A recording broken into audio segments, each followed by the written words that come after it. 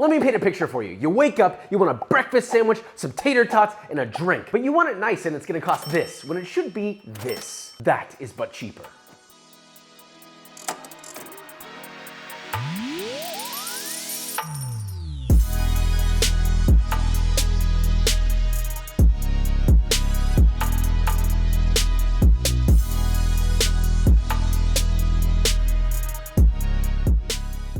With a meal like this, it's either a big brunch meal or fast food, and you definitely shouldn't have to check your account balance before going to get it. That's why today's video is sponsored by Chime. Chime is an award-winning financial app and debit card that millions of Americans use to manage, save, and spend their money. And you can access your account balance from almost anywhere with the Chime mobile app. Look, I know we're here to talk about food, but food can get expensive. That's why Chime is so helpful. It gives you the tools and resources to make smart decisions that are important to your financial well-being. Plus, you can get a good night's sleep knowing your money is doing more for you with a financial app that has your back. Chime offers fee-free overdraft on up to $200 in debit card purchases and cash withdrawals with SpotMe for eligible members. Members can also get their paychecks up to 2 days early with direct deposit. And best of all, applying for a Chime account is completely free. Now, to learn more about Chime, go to the link in the description and let's make this, shall we? This is an unbelievable breakfast sandwich with a ludicrous garlic mayo, breakfast tots, and not one, but two beverages. One that I'm calling 412 more on that name later, and of course the optional yet delectable cup of coffee. Let's talk sando. First off, homemade English muffins are instantly the easiest breads you could possibly make that require no baking whatsoever. First, in a container, add half a cup or 120 milliliters of water, then 3/4 of a cup or 180 milliliters of whole milk. Heat that to 95 Fahrenheit, then add 2 teaspoons or 8 grams of instant yeast and 1.5 tablespoons or 18 grams of sugar. Whisk together till combined and dissolved. Once it's frothed up, add in 2 tablespoons or 24 grams of vegetable oil. Now separately in the bowl of a stand mixer, add 2.5 cups or 450 grams of all-purpose flour, 2 teaspoons or 7 grams of fine sea salt. Pop that onto your stand mixer, medium-low, and then add your yeasted milkies. Mix that bad boy for 3 to 5 minutes or till smooth. Mix by hand for 2 to 3 minutes by picking the dough up and slapping it back down into the bowl in a scooping motion. Shape into a light ball, place it into a grease bowl, give it a name worthy of a nation's respect, then rise for 1 hour or till doubled like this. Now punch down your respectfully named little gentleman, plop onto a lightly floured work surface, and then with your hands simply press it out to get a rough oval of a dough that's around 3/4 of an inch thick. Generously coat a baking sheet with fine cornmeal, then using a 3-inch circular biscuit cutter, cut out as many circles as you can. Placing them on your prepared baking sheet, you got dough scraps, oh my god, you squash them together lightly, you give them a light knead, you flatten them back out to that 3/4 inch thickness and punch out more circles. Once you have used all your dough and your tray is filled, make sure they each have around half an inch of space in between. Cover with greased plastic wrap, proof for 30 minutes at room temp, and now we cook them. I repeat,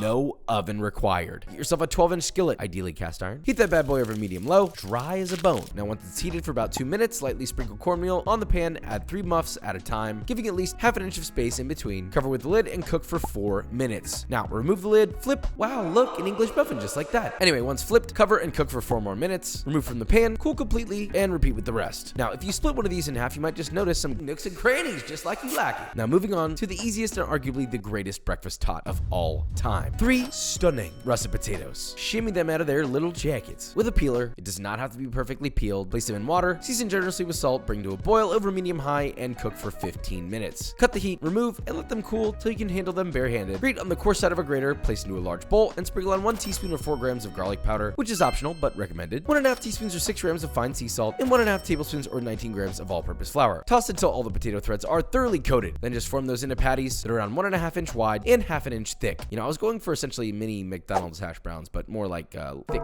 coin. Look, you can fry now, but I would suggest you pop those bad boys into the freezer for 20 minutes first. Overnight is also fine if you want to be big brain mode and make this all ahead. All right, 412-8. What the heck was Josh thinking about 412? You see, for 6 little servings, it'll be an exact selection of 4 lemons, 1 orange, and 2 limes, aka 412. First, make a very basic simple syrup. For this whole recipe, you're gonna need 4 cups or 1 liter of water, but you're first gonna take a saucepan and add half a cup or 100 grams of sugar, then add about 1/4 of your total water, set over medium heat, and add the zest of 1 lemon, 1 orange, and 1 lime. Heat that just until the sugar's dissolved and it's steamy hot. Steep for 5 minutes, then to a mixing bowl, you're gonna add the rest of your plain water, followed by your citrus simple syrup, passed through a sieve, the juice of 1 orange, 4 lemons, and 2 limes. You might be wondering why I'm juicing them through a strainer. It's to strain out the pulp, which is obviously not mandatory, but I like it extra nice. Mix together and it's done. Coffee, hopefully you don't need an explanation. So brew to your preference, but I would suggest via mocha pot if you have one, because that's the most economical way to enjoy life without the likes of an espresso machine that costs thousands of dollars. We've made it to the finale, the final sandwich. In order to hit 6 servings, you will 100% need a full dozen eggs and 1 full can of Spam. Not ham, sliced ham gets expensive. Now, get a medium-sized pan, lightly grease it, heat over medium-high until nearly smoking, then in batches sear your Spam in one single layer, no overlapping or overcrowding, for about 2 minutes, flip and sear the other side for another 1 to 2 minutes. Repeat that process with all of your Spam. Now obviously, with your wee little muffins, you can fork split or slice, and then just toast either in a pan or in a toaster. Just get it toasted nicely without drying it out. Finally, your eggy boys. You're gonna use that same 3-inch cylinder, generously grease it, pop it in the center of a 10-inch nonstick skillet, set over a medium heat. Once it's hot, crack in 2 whole eggs, season lightly, add a splash of water, and cover with foil or a lid, and steam for 3 to 5 minutes. You really just want the white cooked and the yolk slightly runny to get off the heat, and repeat with 5 more sets. That's 2 eggs per sando, 6 servings total. Just because I didn't go to college doesn't mean I don't know math. Now while that's cooking, please understand that I hate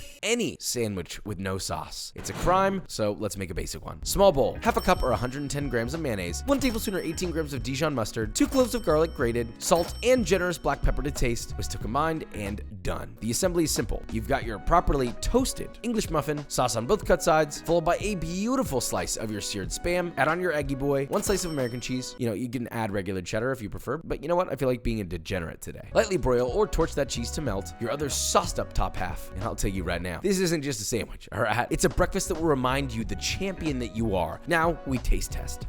Ooh, it's not too sweet. It's just right. It's refreshing. But these breakfast tots, it's like a discus of tater tot. You can pop these left and right like a jalapeno. We've got a 2-egg breakfast sando.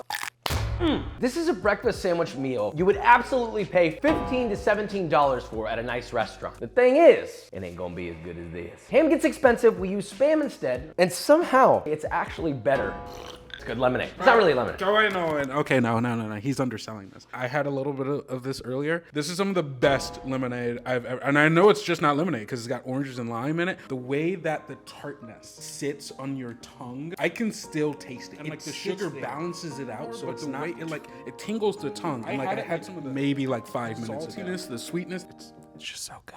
All right, that's, what else am I supposed to say? Here's the price. Look, this isn't just some breakfast sandwich. This is a feast. Plus, you don't have to break the bank just to enjoy it. Big thank you to Chime for sponsoring today's video. Look, we all love to eat great food, but be sure to take care of your financial health. And thankfully, Chime will be there when you need it most. Get your paycheck up to 2 days early with direct deposit. And you can turn on daily balance updates and instant transaction alerts so you can finally put an end to the mess of sitting down and looking at your bank account like, I had 1 mimosa at brunch and I didn't even check my account balance? Not with Chime. Again, thank you to Chime for sponsoring today's video. Now, do you want to know what else is financially responsible? B-roll.